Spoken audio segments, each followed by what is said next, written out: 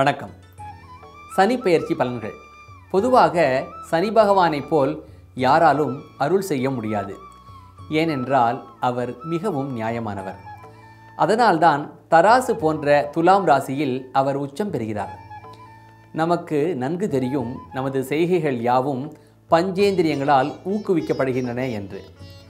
5 வகையான உணர்வுகள் யாவன: பார்த்தல், கேட்டல், நுகருதல், ருசித்தல் மற்றும் ஸ்பரிசித்தல்.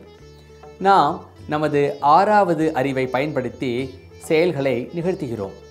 சில காரியங்களை வேண்டுமென்றே செய்கிறோம். சில காரியங்களை உள்நோக்கம் ஏதும் இல்லாமல் செய்கிறோம். வேண்டுமென்றே உள்நோக்கத்துடன் செய்யப்பட்ட தீய காரியங்களை மட்டுமே சனி பகவான் தனது 7.5 ஆண்டு காலகட்டத்தில் தண்டிப்பார். எந்த ஒரு உள்நோக்கமும் இல்லாது செய்த சில தவறான காரியங்களுக்காக ஒருபோதும் சனி பகவான் நம்மை பெரிதாக தண்டிக்க மாட்டார். பொதுவாக சனி பகவானின் 7.5 ஆண்டு கோச்சாரமே மக்களுக்கு பெரிதாக தெரியும். ஆனால் சனியின் கோச்சாரம் ஒவ்வொரு 2.5 ஆண்டுக்கும் ஒரு முறை நடைபெறுகிறது. இவ்வாறான கோச்சாரத்தில் சனி பகவான் 12ஆம் இடம், 1ஆம் இடம் மற்றும் 2ஆம் இடத்தில் சஞ்சாரம் செய்யும் 7.5 ஆண்டு காலத்தை தான் நாம் 7.5 ஆண்டு சனி என்று சொல்கிறோம். அதேபோல் சனி பகவானின் சஞ்சாரம் 8ஆம் இடம் மற்றும் 4ஆம் இடத்தில் இருப்பதை முறையே அஷ்டம சனி மற்றும் அர்த்தாஷ்டம சனி என்று சொல்கிறோம். சனி பகவானின் சஞ்சாரம் 3ஆம் இடம், 6ஆம் இடம் மற்றும் 11ஆம் இடங்களில் சிறந்ததாக கருதப்படுகிறது.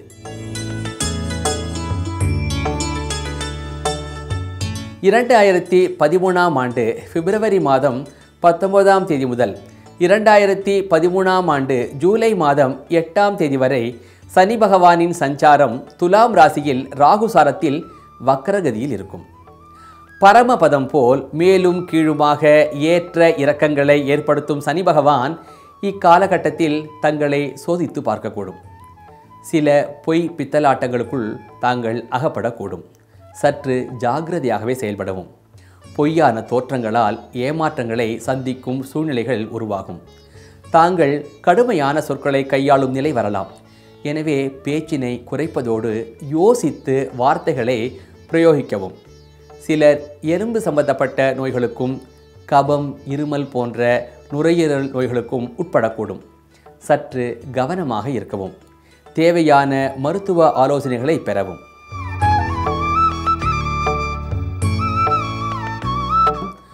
துர்க்கை பூஜை இக்காலகட்டத்திற்கு பரிந்துரைக்கப்படுகிறது. பார்க்க www.astrovet.com. அதோடு ஓம் சனீஸ்வராய நமக என்று பாராயணம் செய்யவும்.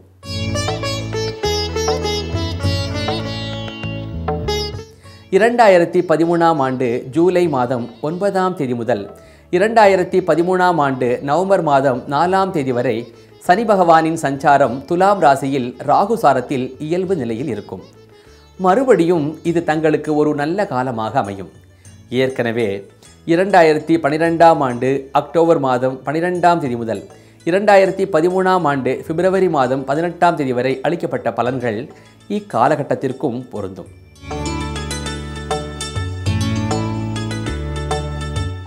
செவ்வாய்க்கிழமைகளில் துர்க்கையை வழிபடவும்.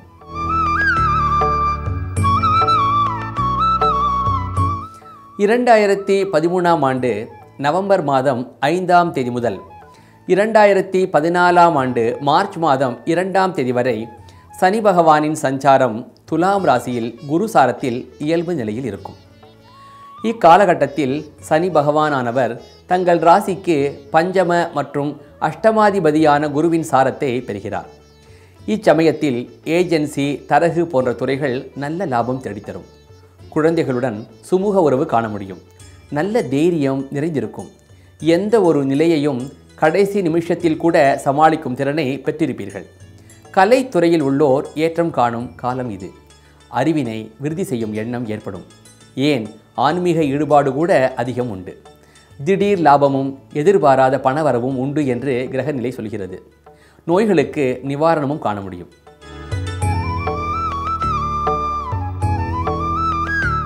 வியாழக்கிழமை தோறும் குரு பகவானை வழிபடவும்.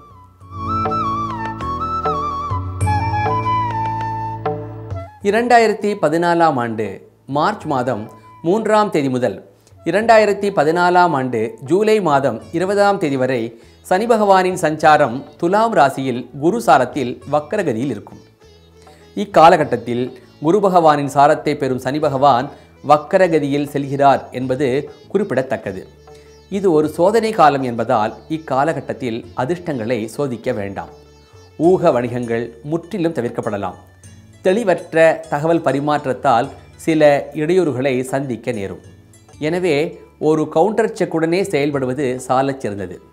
இதில் ஒரு சமாதானம் என்னவென்றால், கோச்சார குரு பகவானோ கெடுபலன்களை கூட்டமாட்டார். இக்காலகட்டத்தில் சுப செலவுகள் உண்டாக நிறைய வாய்ப்புள்ளது. எதிலும் அகலக்கால் வைக்காமல் பொறுத்திருந்து காரியத்தில் இறங்குவது நன்மை அளிக்கும்.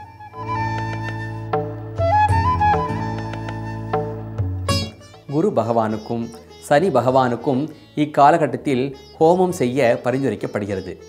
பார்க்க www.astrovet.com.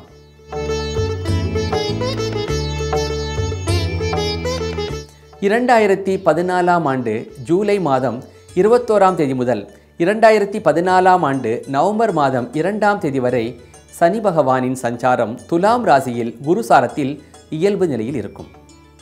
2013ஆம் ஆண்டு நவம்பர் மாதம் 5ஆம் தேதி முதல் 2014ஆம் ஆண்டு மார்ச் மாதம் 2ஆம் தேதி வரை அளிக்கப்பட்ட பலன் முடிவுகளே இங்கேயும் பொருந்தும். இருந்தாலும் இக்காலகட்டத்தில் புதிய முயற்சிகள் உகந்ததல்ல.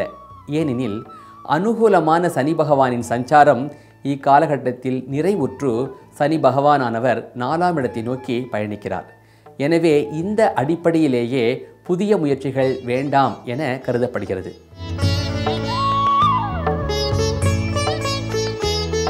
வியாழக்கிழமைகளில் குரு பகவானை வழிபடவும்.